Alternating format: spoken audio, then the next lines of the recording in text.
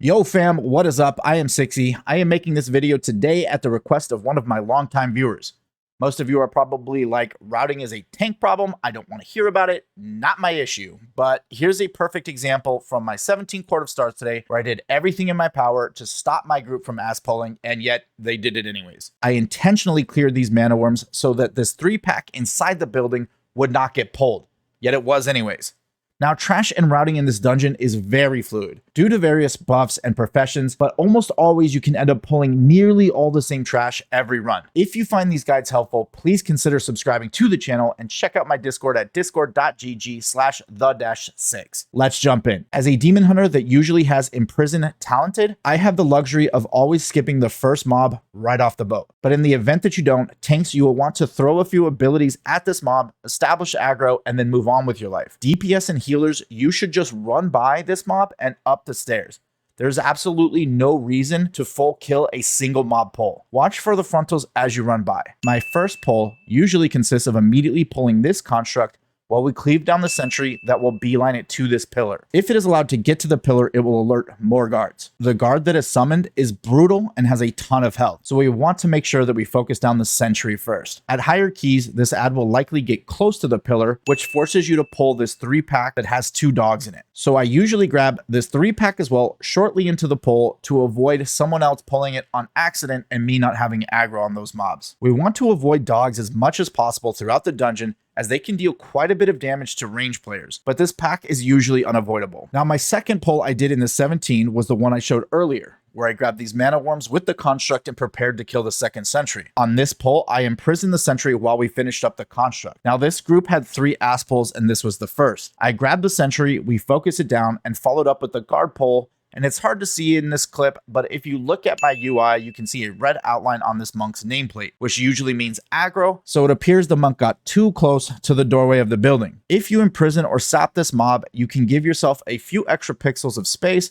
but I've seen these dogs pull even with the guard CC'd. There is a separate option where if you follow a pixel perfect line, you can avoid the mana worms and the 3-pack inside the building, but after trying this numerous times, I've only successfully done it once without my group pulling additional mobs. So to avoid this, I've simply decided to just add the mana worms into my normal route so I can avoid any potential problems. After rewatching this video, what I should have done was pulled this group back into the sentry, which would have avoided the situation of ass pulling the 3-pack inside the building, but you live and you learn. This caused a chain reaction where the additional mobs dropped additional sanguine, which forced me to kite, which added the second ass pull of the dungeon.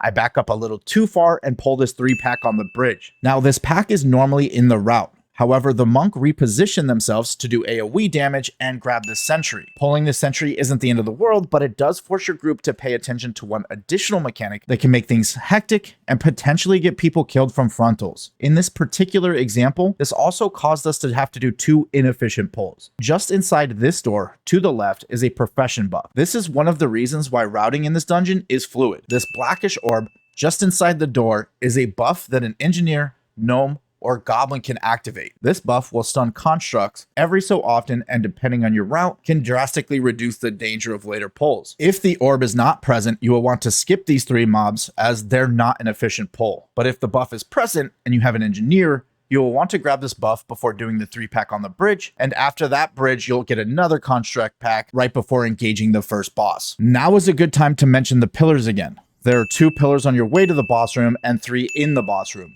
Each pillar that a sentry is allowed to activate and or each pillar that you do not click will spawn an additional mob during the boss fight. On this run, we clicked the first 2 pillars on the way to the boss room and then clicked these 2 left-hand pillars in the boss room. I intentionally told my group not to click the pillar on the right. This is for 3 reasons. The first reason I avoid this pillar is that it is very hard to click without pulling this 3-pack. So if you see someone going over there, be prepared to fight this 3-pack of mobs.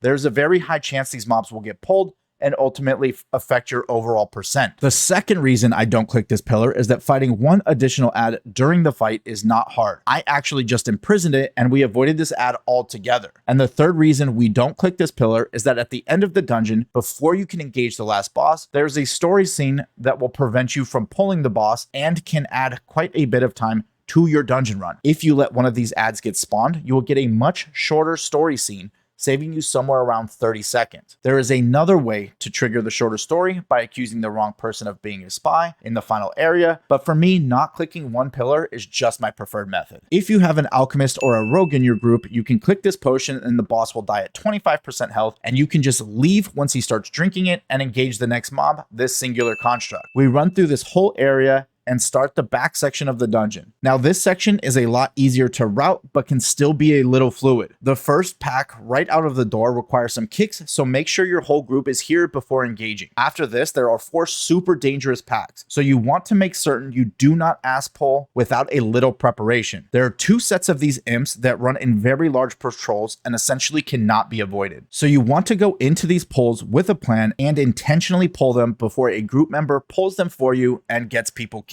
The 2 remaining dangerous packs are this 3-pack on the bridge and this 3-pack near the second boss. They have heavy kick burdens and the damage can really ramp up. These 2 pulls are why I usually grab the engineering buff from the earlier section if I have the option. As a tank, when I enter this section, I open my map. You can see this little dot on the map letting you know where the enforcers have spawned, and from here I make a plan. In order to start the second boss fight, you need to force 3 mini bosses to spawn. One of the ways and most common is to kill these enforcers. The second way to spawn mini bosses is to use a couple of buffs around the room. This will call over one of the mini bosses and allow you to skip an enforcer. Enforcers are worth 5% each of the total count, and in general should probably be pulled by themselves, as they can be dangerous if they are pulled with other mobs, meaning sometimes it is more efficient not to pull an enforcer. If the enforcer is on the left and my Sigil of Silence is available, I pull this 2-pack with these imps. This 2-pack can be completely avoided, but it gets ass pulled often, so I pull it before someone else does it for me. If the enforcer is to the right, which is what happened in this viewer key from a few days ago, I avoid the 2-pack for now and pull this 3-pack on the bridge. I then attempt to safely pull a couple of mobs at a time until my Sigil of Silence is back up before pulling the imp pack. In this run, this section got really sloppy and the imps were ass pulled. I didn't have tools at my disposal to manage them, and multiple people died. So take it slow, have a plan for the imps, and don't go too crazy pulling multiple groups together. After killing the first enforcer, I move my whole group into this section of the dungeon. This is identical regardless of whether we killed a left enforcer or an enforcer on the right. You want to kill the mini bosses in these lanes because a new enforcer will spawn as you are fighting the mini boss. If you are positioned incorrectly, you can accidentally pull an enforcer with a mini boss, which can be insanely dangerous. And if anyone dies while fighting these mini bosses, they can't release until everyone dies or the mini boss does. You repeat this process until you can engage the second boss. You might need to pull additional mobs in this section either to get access to buffs or until you get to 94%. Common pulls that I use to either get percent or buffs is this 2-pack here,